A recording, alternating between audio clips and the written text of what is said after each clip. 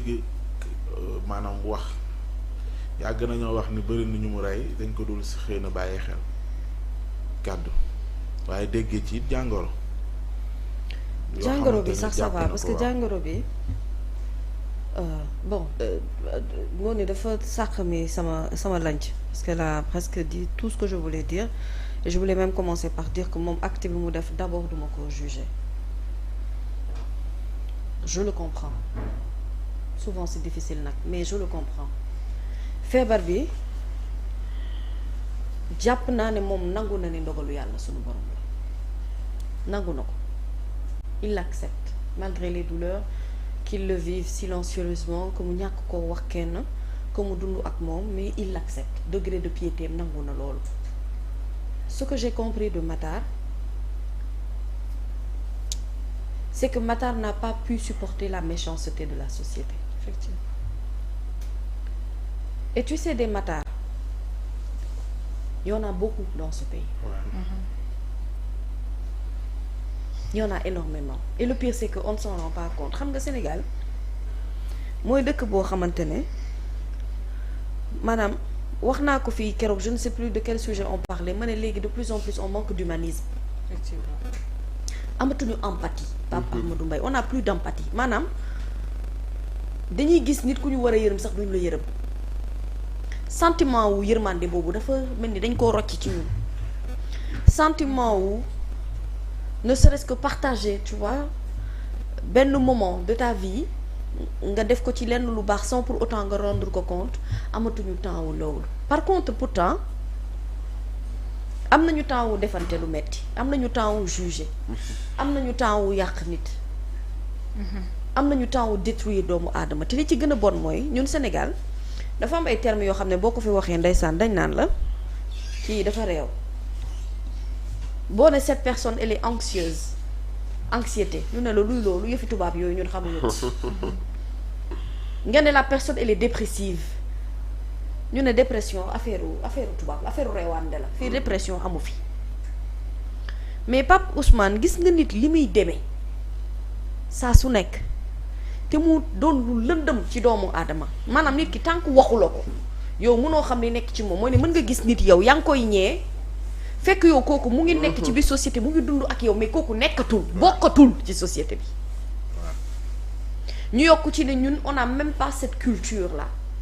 d'aller voir un psychologue d'aller voir un sociologue pour discuter de nos problèmes amatuñu temps boobu pourtant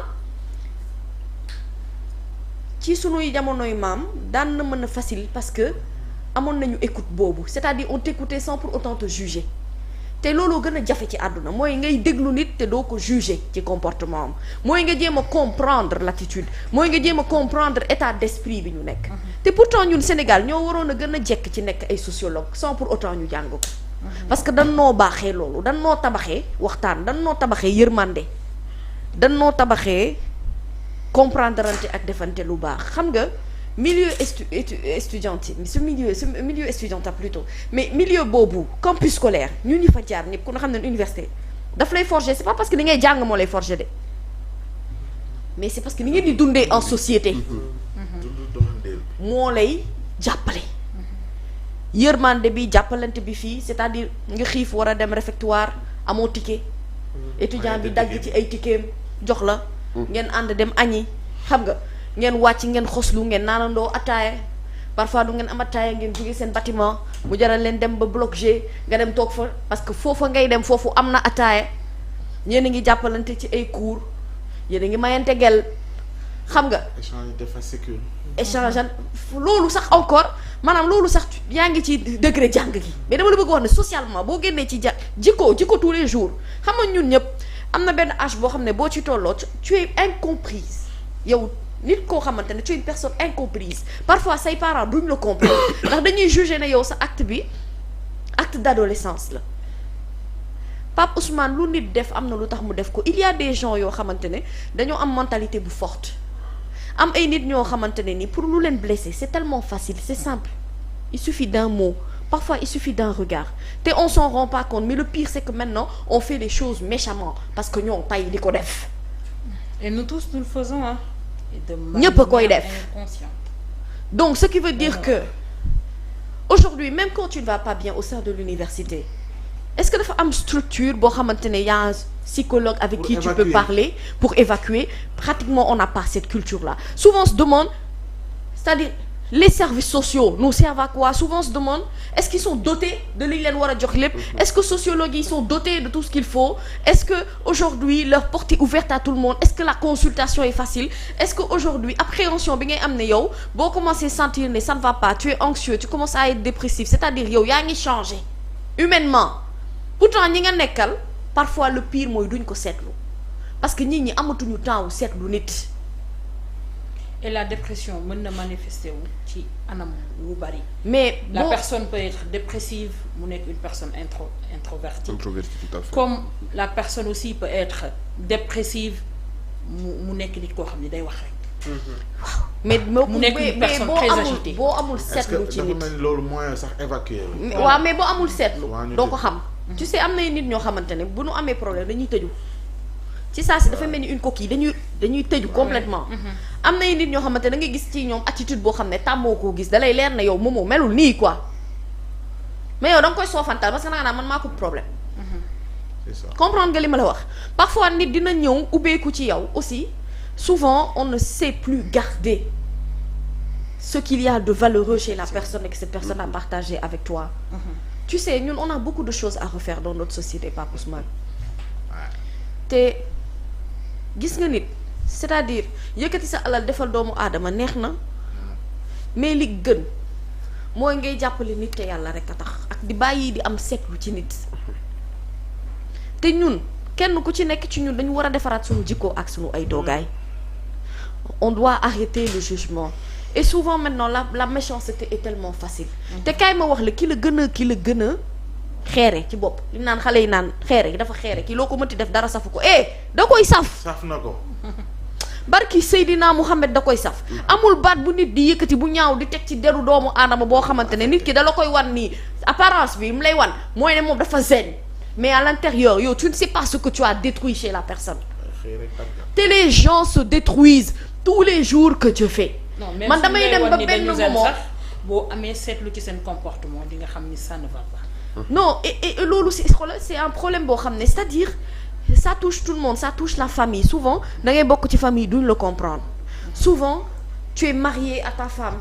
ton mari ne te comprend pas ou la femme ne comprend pas le mari. Souvent entre frères et sœurs on se comprend pas, souvent entre amis on se comprend pas et même souvent entre collègues on ne se comprend pas et entre inconnus. Léegi dañoo dem ba sociétalement c'est-à-dire nga dimbali nit sax ñemeetu ko def.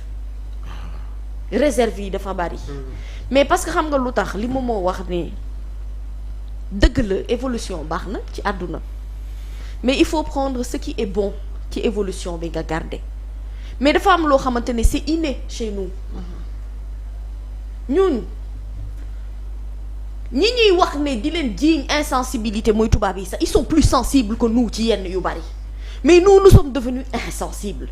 nous sommes devenus des personnes sourdes d'oreille nous sommes devenus injustes nous sommes devenus profondément méchants et profondément je le répète souvent parfois damay gis ni sur un réseau mais on attaque une personne et tout le monde s'y met mais je me dis mais c'est une meute de quoi lan moo xew. C'était l'exemple que Khadija Sy, la femme de Pape Sidi, a évoqué hier. On fait la même chose avec une fille qui a des formes et des rondeurs. Nit ñi dañ koy critiquer te du ñu bàyyi xel ni am na benn nit boo xam ni ñu ngi koy sonal te ñaanuñu ko yàlla tey mën na fa jëlee dépression c'est-à-dire dañuy acculer benn nit topp ko noonu de lañ lay nangam sangam di wax en en finir chaque jour ñuy wax dañ lay topp ba ci miir bi même si rien ne justifie nit di xaru waaw ma ne ndax ci Bible nanguwuñu ko ci alxuraan nanguwuñu ko waaye nag bu ñun duñu yàlla nag mais ñu nit dama ne comme duñu yàlla nañu moytundiku dama ne di juger les gens dama ne nañu moytu di wax lu ñaaw ci deru nit dama ne nañu moytu également vouloir se mettre à la place de Dieu mais loolu mooy hypocrisie bi c'est ça hypocrisie bu njëkk bi loolu la c'est vouloir se mettre à la place de Dieu ñun ñëpp jàng nañ alxuraan ku jàngul alxuraan xam nga sa bu dee Bible nga bokk maîtriser nga ko on n'est personne pour juger personne celui qui se permet de juger l'autre toi-même tu es le premier hypocrite qui soit parce que am na looy def loo xamante ne neexul yàlla te ci nga dëkk dama ne au-delà de maanaam xaru baax nag baaxul loolu kenn weddiwu kenn waxatu ko loo xamante ne alxuraan da koo acté loolu nekkatul sax lu nuy toog di débat dama ne jikko yi ci biir nit ñi ak les relations humaines entre personnes nanu ko defar ni maam Abdou doon waxee naan nanu fóot xol yi nañ leen fóot xol yi laabal ko ba mu set nañu yéenante jàmm nañu am temps wu accordé ne serait-ce qu'une minute dit koo xamante ne mën nga koo jàppale te yàlla tax nañuy faral di nekk ay bàmmeel mooy ne lu ñuy mënti wax ci sa diggante ak nit mu des ci sa diggante ak nit qu'on ne se permette pas le jugement parce que le jugement appartient à Dieu on n'est personne pour juger qui que ce soit mais dama ne war nañu ñun ñëpp ñu xoolaat suñu bopp par rapport ak société bi ni muy doxee war nañu aussi bu fekkente ne c'est ces sociologues qui peuvent aider aujourd'hui à ce que tournure bi changer qu'on aille dans cette direction-là s'il faut dans les universités mettre de telle sorte qu'il y ait un psychologue qui est là pour écouter les étudiants même bu ñu dee yolleeku di fa dem te kenn du ko yëg nañ leen ko autoriser nañu permettre à ce que cette branche-là ñu gën a mën a accessible à tout le monde mais dama ne psychologue bi ci jiitu bi ci njëkk mooy ki nga bokkal deret mooy ki ngay fanaanal mooy sa jëkkër mooy ki la yàlla booleel mooy sa xarit kooku da nga ko war a wóolu facteur kóolute boobu bu xësee ba daj jeex na te maintenant toutes les vies sont exposées sur la place publique te une vie tu l'exposes sur la place publique tu as perdu lépp loo xamante ne domaine privé la boo xamante ne da nga ko waroon a garder sa bopp souvent ñun aussi c'est-à-dire ñun ñoo on donne la possibilité à d'autres de pouvoir nous juger sur des terrains yoo xam ne c'est pas le leur moomuñu ko du seen terrain na ku ne li mu moomal boppam mu téyel ko boppam li mu mën a bokk ak nit ñi mu bokk ko ak nit ñi te bu mënee def lu baax mu def ko te yàlla tax dañu bàyyi yàqante bi suulante bi gàllaajante bi dëkk ci des mauvaises ondes tout le temps que Dieu fait souvent nit ki lu mu la wan ne li nga may def safuma dans le fond c'est parce que daf koo saf moo tax mu bëgg la wan ne safuma bu ko saful woon du am intérêt di la wan ne li nga may def safuma da koy saf parce que nit la yàpp ak deret nañu fóot xol yi ñu defaraat jikko yi du yomb de loolu je pense que buñ ci góorgóorloo yàlla mën nañu dimbali ci bëri te gis nga nabu malaaka yërmande du wàcc foo xamante ne xol yu rafet nekkuñu fa souvent nañuy jàngat suñuy société ni muy demee suicide am bii moo xew mais suicide yàgg na fi c'est pas le premier exemple koo xam ne jeune la bu xaru wala beneen keneen ku xaru ci en d'autres circonstances souvent on cherche à comprendre le comment du pourquoi souvent on est plus dans le jugement sax qu'autre chose mais la réalité des faits est que ce matar là ainsi que tous les matar yi nga xam ne ñu ngi ñuy seetaan ak yenn jigéen ñi nga xam ne dañuy dund yenn yi xaru moom dara jaru ko ci këru àdduna ndax yàlla lu mu la teg mën na koo teggi suba boo ko nangoo loolu nag degré de foi la nag loolu nag ngëm-ngëm la nag parfois ngay julli waxtu juróom yépp ne veut pas dire que gëm nga yàlla de ça n'a absolument rien à voir la foi elle est intérieure en la personne gëm-gëmam ak doomu aadama digganteem relation am ak yàlla doomu aadama da cee xañul ku ci ne la ngay def xam nga la ngay def te ku wéet itam xam sa borom xam sa bopp donc am na loo xam ne ñun ñoo ci war a góorgóorlu ci sama gis-gisu bopp ñu jéem a fexe au moins faire des efforts pour que notre environnement soit beaucoup plus sain et que vraiment li ñuy yéenate ci biir xol yi mu doon lu baax pour kenn ku nekk ci ñun ndax li nga yéene sa bopp rek loolu la yàlla di defal yàlla nañu yàlla defal loolu rek Pape Ahmadou mu daal di ànd ci li mel. Oui, je crois que c'est une situation atroce et